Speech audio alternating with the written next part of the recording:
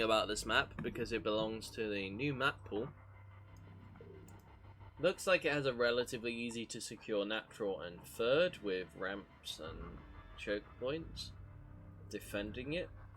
So I wouldn't be surprised actually to see another macro game here, but what I would like to see is one of these players really mix it up.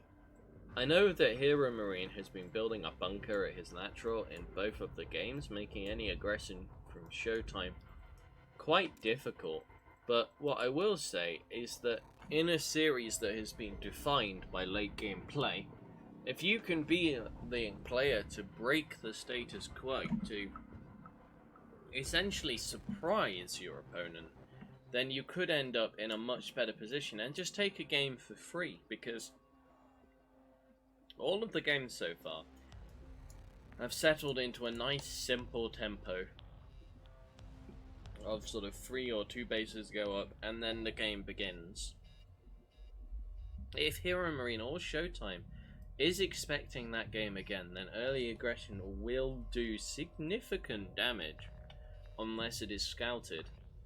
Now I would favour, even though the bunker's going up, I would favour aggression against HeroMarine because his scout has been coming very late in all of these games.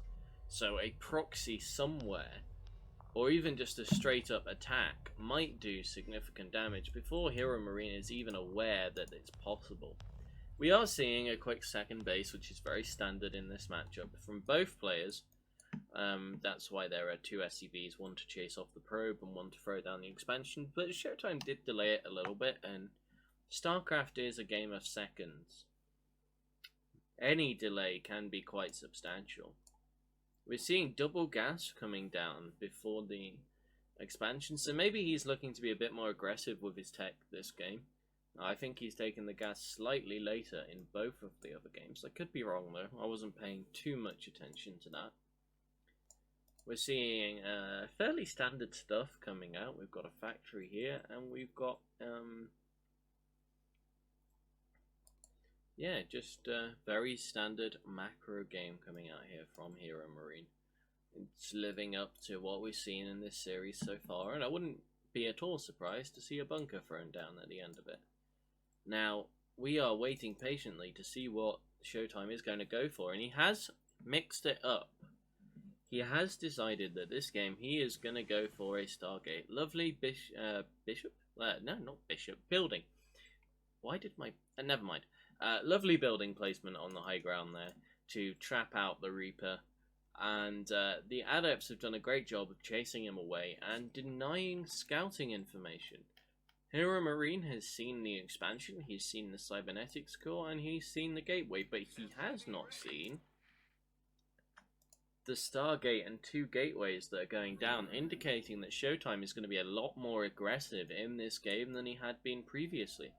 Showtime, of course, has spotted the expansion from HeroMarine, and I think he's just basing his, his game plan on the assumption that both players, or the assumption that HeroMarine believes both players are going to be aggressive, and it is oracles coming out to try and hit the mineral lines hard and fast and do some damage. Unfortunately for Showtime, Vikings are coming out already from HeroMarine, so it's not going to be the Air Force, it's not going to be the oracles that are going to land the killing blow here if Showtime plans on being aggressive. He does snipe out the Reaper.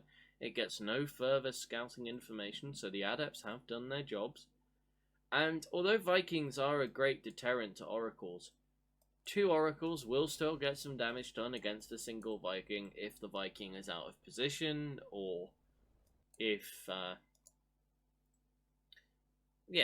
HeroMarine is caught off guard, not paying attention at that moment in time. And it looks like it's going to be Mass Oracle, which is a style that I've only seen this year used against Zerg. So I will be very interested in seeing how this goes against Terran. HeroMarine does look to be very well set up against oracles, almost like he's expecting this. He's got the Widow Mine in his mineral line, he's got the Viking out, he's got some tanks out already to deal with the mass adept force. I don't believe they have glaives. No, they don't. So these are just standard adepts. But with the transition to Phoenixes coming out on the third base, it looks like this is an attempt to break him, but it is by no means all in. That was a horrible Widowmine shot to eat from Showtime. He lost an Oracle immediately, but he has pounced on the tank with those shades, and the workers are now going down in droves, trying to defend against the Marines. And a nice shade into the main base. That wall was not raised from HeroMarine, and that is a crucial mistake. He's going to shade out again once more to the natural. He's going to get there. He's going to pick off an extra worker. And by the look of it, he stopped a supply depot being built. And this has been hugely effective for Showtime. He's taken a 20 supply lead in the early game. He's getting a Twilight Council, maybe for Glaives, maybe for Blink, or even Charge. Like, he can afford to go into a macro game now. There's the famous StarCraft 2 saying of when you're ahead, get further ahead. And yeah, it's Charge. He's just going to go macro game. He's really far ahead and he knows it. And those Oracles are coming in and picking off yet more workers. This has been devastating damage so far this game. If we have a look at the unit count real quick, it is 57 to 29 SCVs, almost 30 workers difference, which is resulting in a massive 1,000 or just over 1,000 income lead. And I suppose that there are mules down right now, so actually the Terran player is in a much worse spot than that income graph currently indicates. The Oracles right now are picking off a tank and a couple of Marines. No, okay, they decide to leave the Marines, which is wise. He wants to keep the Oracles alive. And HeroMarine has been forced into a counterattack. But losing that tank has really damaged his chances of winning the game. Picking off these Oracles is really nice. That was some important miss micro from Showtime. But he is about to get charged. He is about to have more warp-ins available to him. And with charge coming up, he's really reliant on the tank doing massive damage here. And the Phoenix is already out. It picks the tank up, but it gets sniped by the Marines nearly instantly.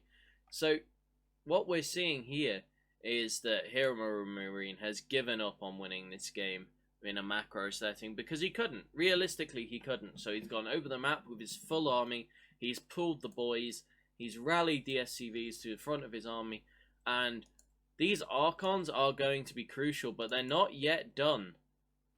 The nice micro with the Zealots to push the Archons there, and the probes are getting pulled as well. And this is turning into a worker massacre on both sides, but I believe that Showtime has officially taken the game at this point. The amount of worker losses sustained means that those, what, 10, 12, 13 Marines?